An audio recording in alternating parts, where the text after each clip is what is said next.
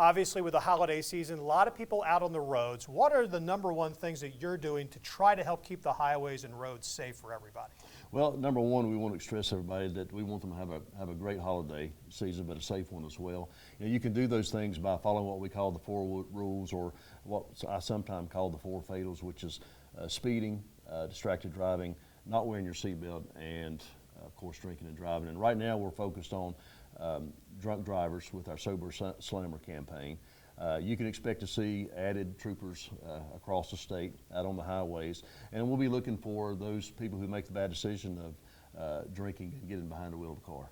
Something like 40% of deadly accidents during the holidays are straight from drinking and driving? It is. Over Thanksgiving, the Highway Patrol made over 200 DUI arrests, and we expect probably that'll be about the same or even more during the Christmas holiday. So don't be surprised if you run up on a checkpoint. Like I said, we'll have more troopers out on the highway conducting those checkpoints and just making sure that you are following the rules, because if it only takes a second to change your life and someone else's life forever. So it's ultimately the responsibility of the person who's behind the wheel of that car, truck, or SUV.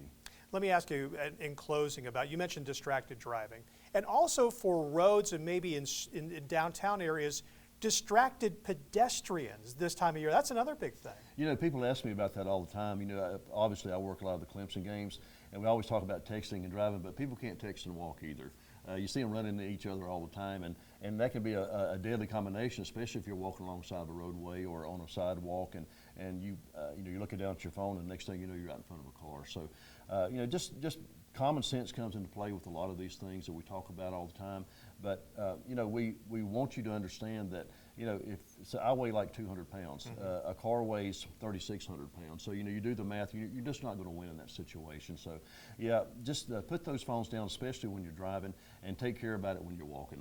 Obviously, we're on the side of the highway. Great advice. Joe Hovis with the South Carolina Highway Patrol. I'm Fred Cunningham, 7 News.